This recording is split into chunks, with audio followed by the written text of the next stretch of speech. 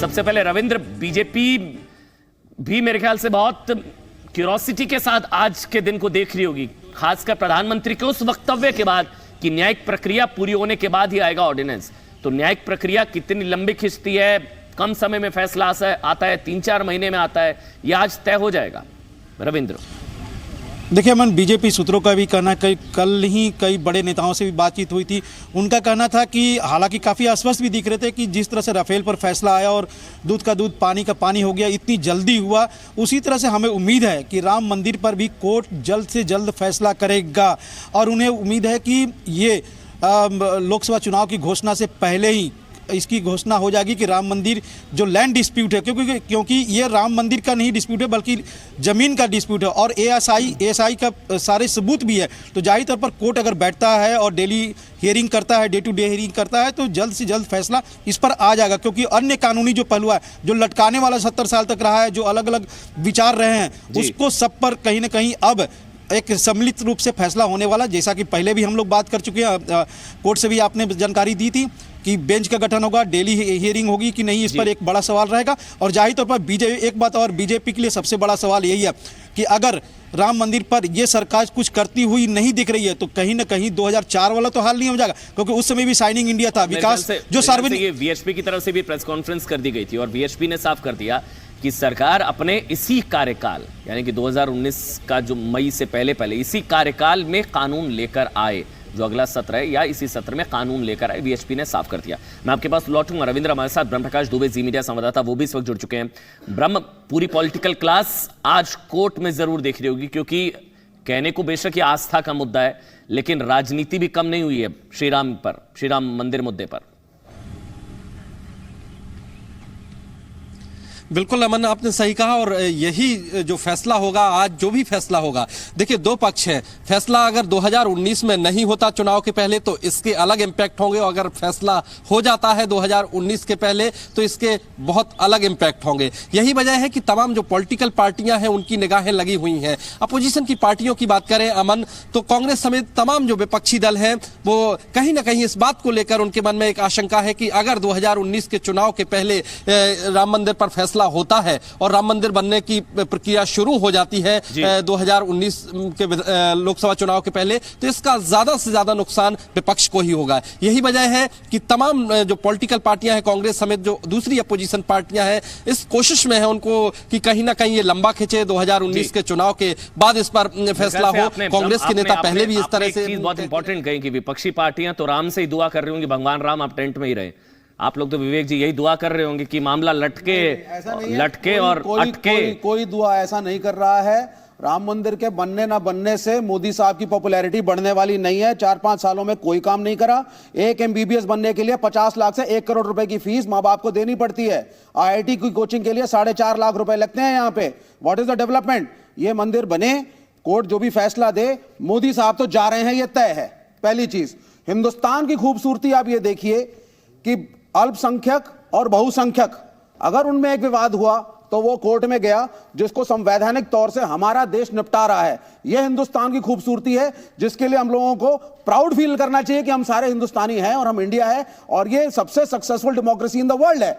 और इसको तोड़ने का अगर कोई भी कोशिश करेगा, अध्यादेश ला करके, बिल ला करके, ये ला करके, वो ला करके, तो ये ढांचा टूट जाएगा। ये अंबेडकर साहब ने जो कॉन्स्टिट्यूशन बनाया था, सोच समझ के बनाया था, इस हिसाब से बनाया था। जनता आज मेरे सामने बैठी हुई है कि सब लोग सुरक्षित रहें। अगर किसी भी प्रकार का विवाद होता है, जातियों में होता है, धर्म में होता है, तो हमारे पास कोर्ट है, हमारे पास इंस्टीट्यूशन है, हम उनको सॉल्व करें। जी विवेक जी, आपने दो चीजें कही, एक तो संविधान खतरे में पड़ जाएगा अगर ऑर्डिनेंस आया, बिल्कुल। दूसरा, प्राउड फील करना चाहिए, ये सब मामला संवैधानिक तरीके से चल रहा है। जी। मेरा सवाल है आपसे, ये है काउंटर, ये जी, भगवान राम टेंट में है जी, आपको प्राउड है?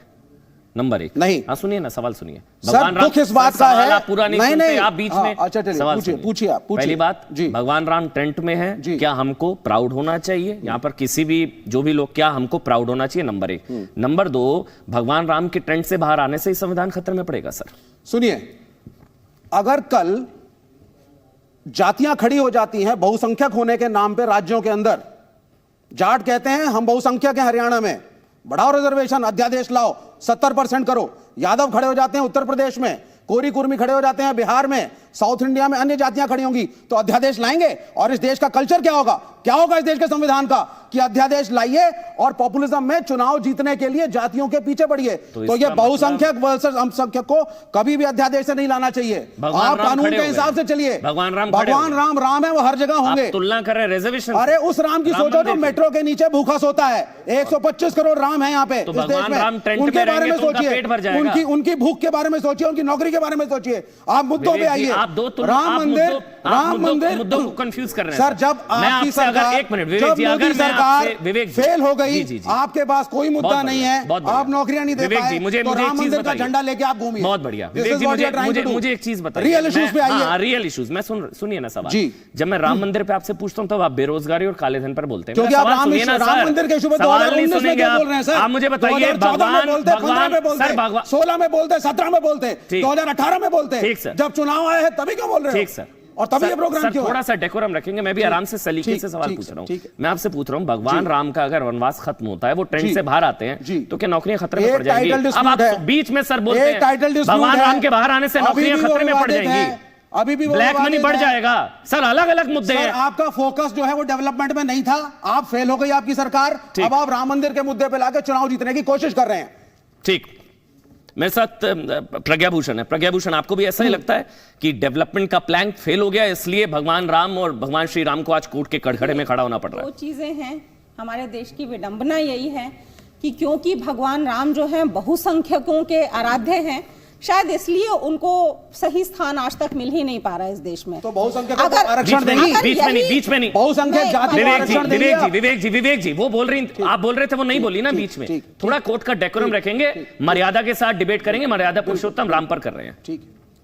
दूसरी चीज जो ये आज की सरकार की बात करते हैं कि आज की सरकार फेल हो गई इसलिए राम मंदिर पे आ रही है, तो मैं आज की सरकार की बात ही नहीं करती। 1994 में पीवी नरसिम्हा राव जी ने एफिडेविट दिया था कोर्ट में, बाकायदा सुप्रीम कोर्ट के आगे एफिडेविट और स्टेटमेंट दिया था ऑन ओथ कि अगर ये साबित हो जाता है कि वहां पे राम का मंदिर एग्जिस्ट करता था और उसके अगर ऐसे एविडेंस पाए गए तो फिर वो खुद राम मंदिर बनाएंगे।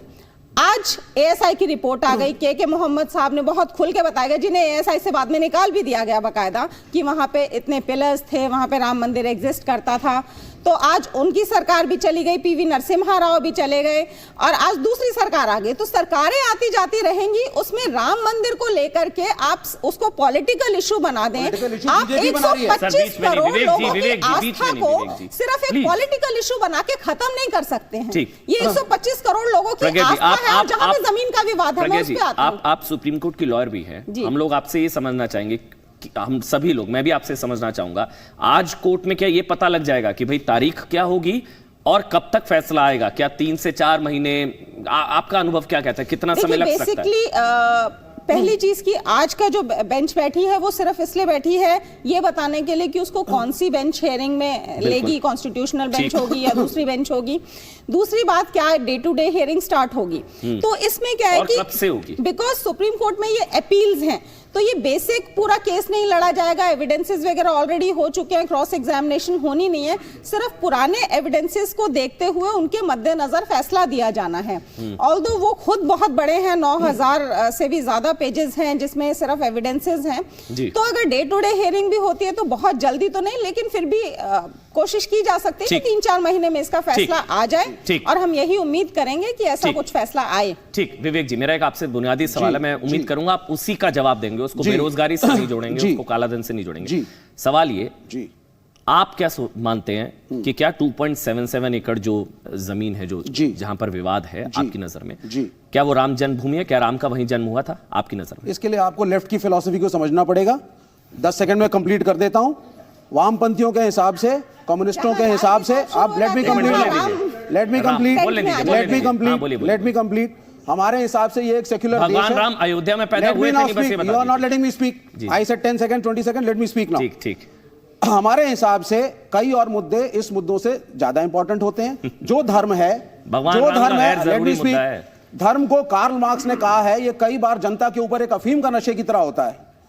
It is the opium of the masses, कि आप सही मुद्दों के बदले एक इसी में घूमे जा रहे हैं। आपको यही नहीं चिंता कि आपके बच्चे किस दिशा में जा रहे हैं। विवेक जी, इसलिए हमारे आपके घर में हिसाब से भगवान राम को अगर पूजते हैं? कभी भी रिलीजियस आप पूजा डिस्प्यूट करते हो, हैं? Let me I am speaking, नहीं, विवेक जी, एक मैं मिनट, बता रहा हूं ना सर, मेरे से सवाल मैं सुनिए बता ना। रहा हूं, सुनिए, अगर कोई भी रिलीजियस डिस्प्यूट इस देश में हो, हिंदुओं में, मुसलमानों में, ईसाइयों में, किसी में, मुझे बताइए, किसी में dispute हो, तो उसको हम अपने कोर्ट के थ्रू, अपने संविधान के थ्रू, प्रेम के साथ, बिना दंगों के बहुत बढ़िया निपटाएंगे। विवेक जी, अब ये मेरा हमारा सवाल stand है। एक एक करके ये हमारा मैं stand उम्मीद है। करूंगा विवेक जी आप मेरे सवाल का बिल्कुल सटीक जवाब देंगे। जी। और एक एक लाइन में अगर मैं आपसे पूछता हूं, हाँ ना, आपके घर में भगवान राम को पूजा जाता है? It's a personal question, you don't have to ask it. पूजा करते हैं? You have no business to भगवान ask that राम को question. मानते हैं? It's a personal question. आप देश का सवाल पूछिए। नहीं, भगवान राम आप को देश का मानते हैं? सवाल पूछिए। नहीं मानते? It is not necessary.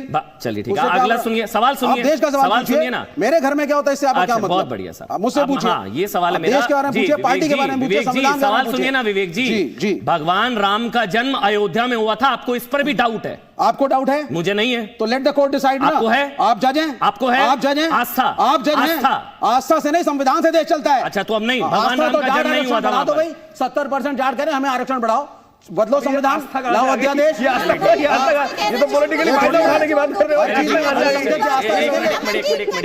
उनकी आस्था है कि हम बैकवर्ड हैं। एक मिनट, कुछ लोग हैं मेरे ख्याल से कुछ कहना चाह रहे हैं, हाँ बोलना चाह रहे हैं ना कुछ।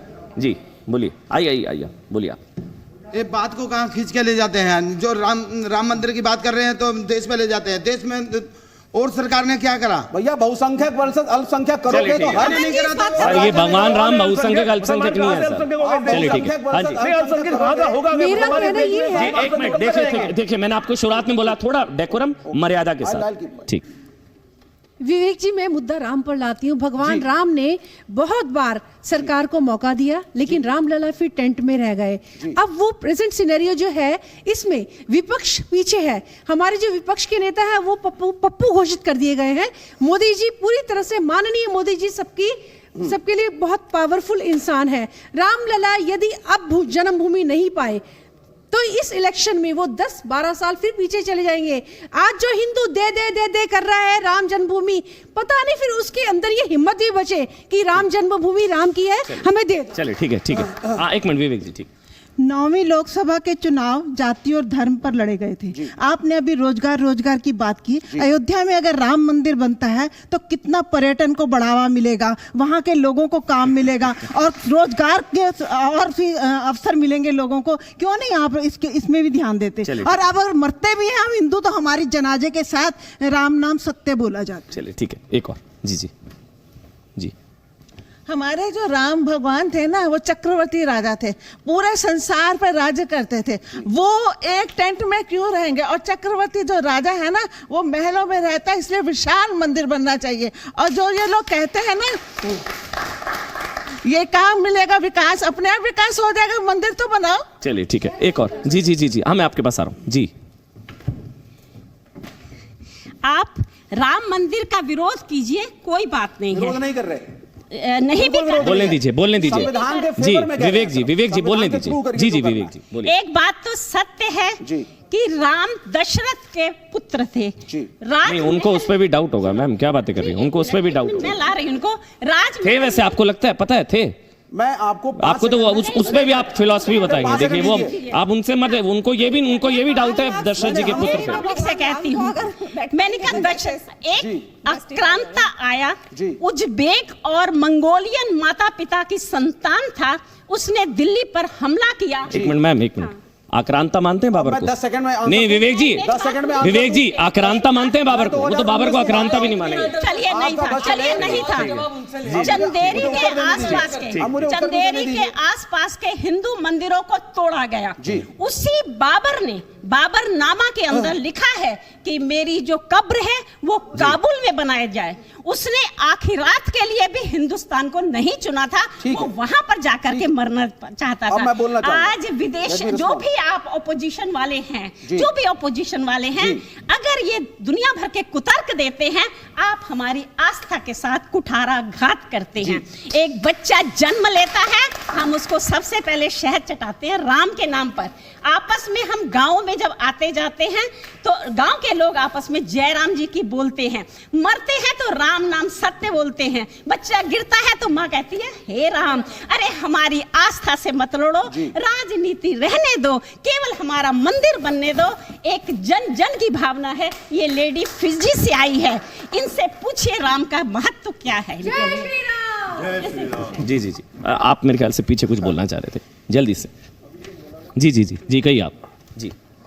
अभी जो मौलाना साहब बैठे हुए थे पिछली बार, जी जी, उन्होंने कहा था कि बाबर कभी भी अयोध्या नहीं गया। बाबर मस्जिद को तोड़ने अयोध्या नहीं गया, तो मस्जिद को बनाने अयोध्या गया था। ये मेरा प्रश्न। नहीं, ठीक है, चलिए विवेक जी, मेरे ख्याल से आप अब जवाब देना चाहिए। मैं रिस्पॉन्ड कर देता हूं सबको। अच्छा, भगवान राम पैदा हुए थे, ये आप कह रहे हो पैदा भी नहीं हुए थे? मुंह में मत डालिए, मैं पूछ रहा हूं आपसे। नहीं, मुझे उनका उत्तर विवेक जी, मेरे सवाल का जवाब तो दे दीजिए। प्रश्नों का उत्तर दूंगा, फिर आप भगवान राम पैदा हुए थे? 10 सेकंड रुक जाइए। पैदा हुए थे भगवान राम? आप 10 सेकंड रुक जाइए। आपकी नजर में तो पैदा भी नहीं हुए। सुन लीजिए, अब आप सुनिए। जो लोग राम भक्त हैं यहाँ, जो लोग राम की पूजा करते हैं, आप प्लीज लेट मी स्पीक, नहीं है, डोंट इंटरफेयर प्लीज। आप नहीं है। जो लोग राम के भक्त हैं, जो राम को मानते हैं, जो राम की पूजा करते हैं, जो कहते हैं राम मर्यादा पुरुषोत्तम थे, तो मर्यादा को मानना चाहिए। मानते क्या? अरे सर, इंटरफेयर मत करिए, आप मेरी बातें मर्यादा पुरुषोत्तम है सर, प्लीज डोंट इंटरफेयर। कहते थे क्या? Don't interfere, late me speak. एक कहावत है, तो मर्यादा को अगर पालन करना है, समझ नहीं आती, तो जिन्होंने आप 2019 में मर्यादा क्या है? आपने, अरे भाई साहब, बोलने दीजिए मुझे पहले। आप राम के ऊपर बहस करते बैठ गए। मुझे बताइए, आपका हक क्या है? आप कम्युनिस्ट हैं, कम्युनिस्ट चाहिए देश के अंदर, कम्युनिस्ट को कोई काम नहीं है। कम्युनिस्ट स्वीकार किए गए कभी? सर थोड़ा बर्बाद करने के लिए जज साहब नहीं है, इसका मतलब ये नहीं है आप चीखेंगे सर। अभी ऑर्डर हो जाएगा सर, प्लीज रिक्वेस्ट कर रहा हूं सर मैं आपसे। 5 सेकंड में पहले इनका रिस्पॉन्ड करके दीजिए जी। राम के भक्त जो राम को मर्यादा पुरुषोत्तम मानते हैं, उनसे अपील है आप नहीं मानते, अनुसरण करें। आप नहीं मानते, मेरे को छोड़ दीजिए। आपको क्यों छोड़ दे सर? आप कटघरे में खड़े, आप नहीं मानते, जवाब दीजिए। आप मानते नहीं मानते? हम धर्म को अफीम मानते हैं। रावण का भी विध्वंस किया था। पॉलिटिकल लाइफ में गलत है। आप जैसे रावण को विध्वंस करने के लिए तो फिर भगवान राम का जन्म नहीं हुआ आपके हिसाब से? आपके हिसाब से भी भगवान राम काल्पनिक है? तो मर्यादा के साथ बनाइए, संविधान के साथ बिना बनाइए, विध्वंस के आज अयोध्या में उद्धार नहीं होगा। चलिए ठीक है, राम ठीक है ना, रावण का विध्वंस किया था। क्लियर कर दिया। वो एथिस्ट हैं, वो विश्वास नहीं रखते, ठीक कह रहा हूं। लेकिन हम बी आर अम्बेडकर को मानते हैं, ठीक है, हम देश के कॉन्स्टिट्यूशन को मानते हैं। जी के हिसाब से आपको जवाब देंगे कि अंबेडकर जी ने ये कहा कि हमारे फंडामेंटल राइट्स जो हैं हमारे दूसरे राइट से ज्यादा ऊपर है, सबसे ऊपर है। हमें फंडामेंटल राइट दिया गया आर्टिकल 25 में, राइट टू वर्शिप। और जहां देश की 125 करोड़ जनता की, विवेक जी बीच में नहीं, वो चुप थी। टेंट में करें, टेंट में करें, जहां टेंट में करें। आप टेंट में रहते हो, आप अपने लिए घर बनाते हो, आप सीधी बैठे हो, लगा टाट पे बैठ जा, लगा टाट पे बैठ जा, फिर क्यों बैठा यहाँ पे? लगा टाट पे बैठ, टाट पे बैठ जा जाके, हम लोग बर्दाश्त करने के लिए आराम से, इस तरह से थोड़ा भाषा का संयम रखेंगे सर। मुझे ब्रेक लेना है, मैं ब्रेक ले रहा हूँ। देखिए, ये कहते हुए कि मर्यादा पुरुषोत्तम प्रभु श्री राम पर डिबेट कर रहे हैं, और इसलिए मर्यादा में डिबेट हो, संयमित भाषा का इस्तेमाल किया जाए, कोई भी गलत शब्दों का इस्तेमाल ना करे। बोलने से पहले आपको सोचना चाहिए, शब्दों का चयन ठीक हो। दिया राम की अर्जी, कोर्ट की मर्जी, क्योंकि 10:30 बज चुके हैं। मेरे ख्याल से 15 से 20 मिनट का और इंतजार, और 15 से 20, क्योंकि आज पूरे देश की और शायद दुनिया भर की निगाहें आज सुप्रीम कोर्ट पर लगी है, क्योंकि आज इस देश का सबसे बड़ा मुद्दा भगवान प्रभु श्री राम मंदिर निर्माण को लेकर आज 3 सवालों के जवाब मिलेंगे। सवाल नंबर 1, कौन सी बेंच सुनवाई करेगी, क्या बेंच होगी? सवाल नंबर 2, तारीख क्या होगी? और सवाल नंबर 3, कि क्या तारीख पर आज पूर्ण विराम लगेगा? क्या डे टू डे हियरिंग होगी? कब तक फैसला आ जाएगा? लॉर्ड पर क्या कहेंगे मिलॉर्ड? ये सवाल। भलाई साहब मुस्कुरा रहे हैं, हमारे लिए लॉर्ड है प्रभु श्री राम। राइम जो आपने बिठाया है, लॉर्ड और मिलॉर्ड, उस पर थोड़ा अच्छा देखिए, यही है, लॉर्ड पर क्या कहेंगे मिलॉर्ड, अब से थोड़ी देर बाद ये तय हो जाएगा। और मेरे ख्याल से आशुतोष जी, पहले मैं आप ही से शुरू करूंगा। आशुतोष जी हमारे साथ है, पॉलिटिकल एनालिस्ट हैं। आशुतोष जी, प्रधानमंत्री नरेंद्र मोदी ने भी अब गुजारिश की, इंटरव्यू आपने देखा होगा, कि कांग्रेस पार्टी अड़ंगा ना लड़ाए, रोड़े ना अटकाए, सुनवाई को आराम से होने दे। आपको लगता है कांग्रेस पार्टी मानेगी, या वोट बैंक के चक्कर में फिर से ये होगा? तो वोट बैंक के चक्कर में तो मेरे ख्याल में भाजपा लगी हुई है। अगर आप 1994 की बात करें तो ऑर्डिनेंस जो है कांग्रेस पार्टी लाई थी तब नरसिम्हा राव की, और जो कि सुप्रीम कोर्ट में प्रेसिडेंशियल रेफरेंस के लिए भी गया था। और उस वक्त श्री एस भंडारी जो भाजपा के वाइस प्रेसिडेंट थे, उन्होंने उसको अपोज किया था। तो ये जो है ठीकरा जो है कांग्रेस के सर पे फोड़ना कुछ अनुचित लगता है मुझे। तो इसमें कांग्रेस ने तो कोई कभी अड़ंगा लगाया नहीं, और कांग्रेस ने लिख के दे रखा है कि जो सुप्रीम कोर्ट ऑर्डर देगी उसका पालन किया जाएगा। और कपिल सिब्बल साहब जो कहते हैं 19 तक टाल दीजिए, भगवान राम टेंट में रहे। कपिल सिब्बल कांग्रेस के प्रवक्ता तो उस वक्त थे नहीं, और कांग्रेस के वकील नहीं थे जिस वक्त उन्होंने ये कहा। ठीक, नहीं तो कांग्रेस के नेता तो हैं ही कपिल सिब्बल साहब जो कह रहे हैं, वो एक वकील की हैसियत से उन्होंने ये कहा था। चलिए ठीक, हमारे वकील नहीं है तो ये तो बड़े, ये तो इन्होंने भी साफ कर दिया कि ये उनकी पर्सनल राय थी। आपने ये बड़ा स्पष्ट कर दिया कि वो पर्सनल राय थी, वो आपके चिल्लाने से जो है कांग्रेस पार्टी की राय नहीं बन जाएगी। आपको समझ लें। ठीक है आचार्य विक्रमादित्य, मैं आपके पास आऊंगा। चारू प्रज्ञा, आप लोग ऐसे ही कहते हैं कांग्रेस पार्टी, ठीक है एक मिनट, आप लोग ऐसे ही कहते हैं कांग्रेस पार्टी प्रधानमंत्री ने भी कहा रोड़े अटका रही है, अड़ंगे लड़, ऐसा क्यों आप कहते हैं? वो तो कह रहे कांग्रेस पार्टी तो चाह रही है जल्द से जल्द राम मंदिर बने, है ना? यही कांग्रेस पार्टी चाहती है। सारा देश चाहता है कि जल्द से जल्द राम मंदिर बने, और ये जो कांग्रेस पार्टी राहुल गांधी चाहते हैं राम मंदिर बने। साहब लिख के दे रखा है, लिख के दे रखा है, एफिडेविट लिख के दे रखा है। ठीक है, मेरे आपसे दो काउंटर, एक मिनट मेरा आपसे दो काउंटर क्वेश्चन है। आप कह रहे हैं कि राहुल गांधी कांग्रेस पार्टी की चाहती है कि वहां राम मंदिर बने, बिल्कुल। नंबर दूसरा सवाल, आप मानते हैं कि कांग्रेस पार्टी राहुल गांधी मानते हैं कि वहां प्रभु श्री राम का जन्म हुआ था? देखिए पहली बात, मैं कांग्रेस का प्रवक्ता नहीं हूं, जी जी, लेकिन हर हिंदू मानता है कि वहां कांग्रेस नहीं मानती ना सर, हर हिंदू मानता है, कांग्रेस ने लिख के दे रखा है, कांग्रेस ने लिख के दे रखा है। ये भी दिया था साहब कि राम से सुप्रीम कोर्ट कहते कि वहां मंदिर था तो वहां मंदिर बनेगा, और कांग्रेस इसके लिए ऑर्डिनेंस ला चुकी है 1994 में। वो 2.77 एकड़ में प्रभु श्री राम का जन्म हुआ था। बड़ा सन्नाटा आ जाता है, अयोध्या में राम का जन्म हुआ था, इसको कौन क्वेश्चन कर रहा है? करा जा रहा है, क्वेश्चन नहीं किया, करा जा रहा है, कौन सवाल पूछ रहा है? इसीलिए सुप्रीम कोर्ट में आज मैटर है। देखिए सबसे बड़ी बात यह है कि आप जिस कांग्रेस पार्टी की इस वक्त बात कर रहे हैं ना, रोज प्रेस कॉन्फ्रेंस ले रही है ये कांग्रेस पार्टी। आज तक प्रेस कॉन्फ्रेंस ली है क्या राम मंदिर के ऊपर? आज तक उनका क्या विचार है? राहुल गांधी जी ने बताया है क्या जनता को? एक स्टेटमेंट भी दिया है क्या? प्रेस कॉन्फ्रेंस तो आप छोड़ दीजिए, स्टेटमेंट भी छोड़िए, एक ट्वीट कर देते, कुछ नहीं किया है। तो आप ये वोट बैंक की बातें करिए मत। भारतीय जनता पार्टी पहले भी यही कहती थी, आज भी यही कहती है, मंदिर बनाएंगे, हम ही बनाएंगे। दूसरी बात ऐसी है, राहुल गांधी का क्या लेना देना, कांग्रेस का क्या लेना देना? आपके पास आऊंगा सर, अगर इन्होंने आप कोर्ट में ना सर, ऑर्डर हो जाएगा सर, समझिए ना, कोर्ट में ना, डेकोरम, मर्यादा आराम से, मैं आपके पास आऊंगा, बोलिएगा, कंप्लीट करने दीजिए, फिर मैं आपके पास। राम को मानेंगे तो मर्यादा भी आप समझेंगे। दूसरी बात यह है कि आप जिस एफिडेविट की बात कर रहे हैं, उससे पहले मैं आपको याद दिला दूं, कांग्रेस पार्टी ने ही एक एफिडेविट कोर्ट में सबमिट करी है जिसमें उन्होंने कहा है वो ना राम को मानते ना राम सेतु को मानते। विड्रॉ कर लिया गया था, ये झूठ बार-बार पब्लिक प्रेशर पर, मतलब वो एक ऑफिशियल ने दिया था और विड्रॉ किया गया था राम सेतु पे। रिकॉर्ड है वो सुप्रीम कोर्ट के अंदर। आप लोग आपके लिए राम काल्पनिक है, को गुमराह करते आप हैं, गुमराह कर रहे हैं, आपने अंडर प्रेशर उसको और विड्रॉ किया। सारी दुनिया जानती है आपने उस एफिडेविट पे क्या लिखा। तीसरी बात, आप जिस नेता की बात कर रहे हैं, आप कुछ भी बोलिए यहां पर, वो कांग्रेस के ही नेता है, उनके मुंह से निकली हर बात कांग्रेस की बात मानी जाएगी। उन्होंने ही कहा इस हियरिंग को 2019 के बाद तक टाल दीजिए। तीसरी बात, चौथी बात यह है कि आज जो ये डिस्प्यूट है, बाबरी मस्जिद वहां पर थी, राम मंदिर था, आर्कियोलॉजिकल सर्वे ऑफ इंडिया की रिपोर्ट है जहां पर 3 बातें बिल्कुल साफ कह दी गई हैं। यहां पर मस्जिद थी, लेकिन इस मस्जिद के ruins के नीचे मंदिर और था। उस एरिया को जो है एक्वायर कांग्रेस सरकार ने किया था, ये भी बताइए। नहीं बैठे रहिए, अटकाने लटकाने की कोशिश क्यों होती है बताइए? अटकाने दीजिए ना, सुनवाई बन जाएगा राम मंदिर। नहीं, पहली बात जो अभी मोहतरमा कह रही थी, ना तो आस्था का प्रमाण मांगा जा सकता है और ना आस्था का प्रमाण दिया जा सकता है। हिंदुस्तान के हिंदू भाइयों की आस्था है कि अयोध्या में राम पैदा हुए थे तो हुए थे, ना तो इसका प्रमाण देने की जरूरत है ना मांगने की जरूरत है, और ना कोई मांग रहा है इस बात। All India Muslim personal law board को सारे केस वापस तो सर वो आस्था पे थोड़ी सवाल उठा रहे हैं। आप देखिए कैसे, यही होता है कि कैसे आप मैनिपुलेट कर रहे हैं, मतलब आप मैनिपुलेट कर रहे हैं। आप कह रहे हैं, एक मिनट, एक बात समझिए, मैं समझ रहा हूँ, सुनिए ना, सवाल सुनिए ना। भाजपा ने, मतलब आप ये मुझे कह रहे हैं लड़ाई सिर्फ टाइटल सूट की है, लड़ाई इस चीज की नहीं है कि वहां राम पैदा हुए थे या नहीं। आप मानते हैं राम पैदा हुए? बिल्कुल, इसमें कौन ऑब्जेक्शन कर रहा है? देखिए समझिए, पहली बात मुझे विशाल के पास जाना जल्दी।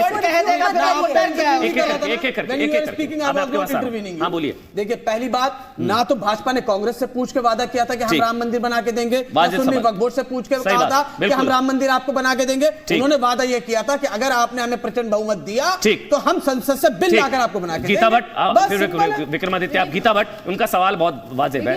जब नारा दिया था, जब मैनिफेस्टो में शामिल किया था, तो बड़ी बड़ी कंपनियां दावा करती है और नीचे लिख देती है कंडीशन अप्लाई। वो कंडीशन अप्लाई आप लोगों ने नहीं लिखा था कि कांग्रेस के हिसाब से होगा, कोर्ट के हिसाब से होगा। ये कंडीशन अप्लाई वाला धोखा हो गया राम भक्तों के साथ। गीता जी देखिए, मैं उससे पहले मैं जो फलाही जी ने एक बात कही, मैं उस पर कहना चाहूंगी कि बार बार ये प्रश्न उठा रहे हैं, जो ये बात याद रखना बहुत जरूरी है कि बाबरी एक्शन मॉनिटरिंग कमेटी के जो सैयद साहबुद्दीन थे, उन्होंने साफ साफ शब्दों में कहा था कि अगर ये प्रमाणित हो गया कि यहाँ मंदिर था, मुस्लिम समाज का प्रतिनिधित्व कर रहे थे, कि अगर यहाँ नीचे मंदिर मिला तो उस पे मैं सबसे पहली ईंट मस्जिद की मैं गिराऊंगा, ये उन्होंने कहा था। और आज जब इतने प्रमाण है, आर्कियोलॉजिकल सर्वे ऑफ इंडिया की 5000 पेजों की रिपोर्ट है जो सारे तथ्य साफ बताते हैं, तो उसके बाद आज ऐसा क्यों है कि जो सुन्नी वक्फ बोर्ड है और मुस्लिम समाज है, क्यों ये वो उसको वापस नहीं लेते हैं? 30 सेकंड मुझे विशाल के पास जाना है, जी मीडिया संवाददाता जुड़ चुका है अयोध्या से सीधे। विक्रमादित्य 30 सेकंड। देखिए, इस देश की विडंबना यह है कि सऊदी अरब के जो असली मुसलमान हैं वो वहां रामलला की जय कह रहे हैं, रामलला का मंदिर बनवाने के लिए उद्विग्न है, और रामलला का मंदिर बनवा दिया। वहां पर उन्होंने विष्णु मंदिर बना दिया, रामलला का मंदिर बना दिया। और यहां के तथाकथित तौर पर जो नए नए मुल्ले हैं वो इस बात पर अड़े हुए हैं कि राम का जन्म हुआ कि नहीं हुआ, इस बात पे बहस कर रहे हैं, अलग अलग किस्म के रोड़े बढ़ा रहे हैं। तो आपके पूर्वज उसमें से नहीं, वो तो कहते हैं राम का जन्म हुआ था, वहीं राम का जन्म हुआ था, तो वहां जाके कोर्ट के केस वापस क्यों नहीं लेते? केवल टीवी के माध्यम से शोषण क्यों दिखा रहे हैं? अच्छा विशाल मीठी मीठी बात मेरे साथ जी मीडिया में जाके कहे ना, ठीक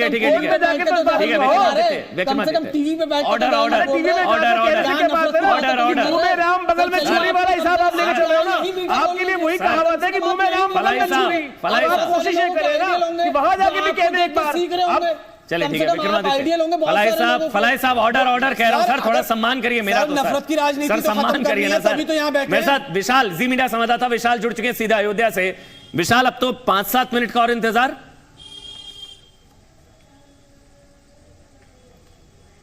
बिल्कुल अमन, देखिए इंतजार अयोध्या को पिछले कई सालों से सिर्फ इसी बात का कि आखिरकार कोई फैसला आ जाए। और यहाँ पर हमारे साथ महंत कमल नयन दास जी हैं जो कि छोटी छावनी से हैं और श्री राम जन्मभूमि न्यास समिति के वरिष्ठ सदस्य हैं। क्या उम्मीद लग रही है सुप्रीम कोर्ट से और क्या कुछ देखते हैं आप आगे का रास्ता राम मंदिर के लिए? हम तो अभी भी आशा लगाए बैठे हुए हैं कि सुप्रीम कोर्ट जल्द से जल्द इस पर निर्णय देता है।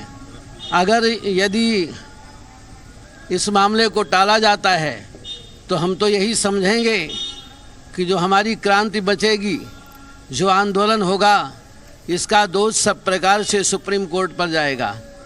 सुप्रीम कोर्ट को चाहिए कि हिंदू जन भावनाओं को देखते हुए तत्काल राम जन्मभूमि के इस मामले पर रोज बैठ करके इसका निर्णय देना चाहिए।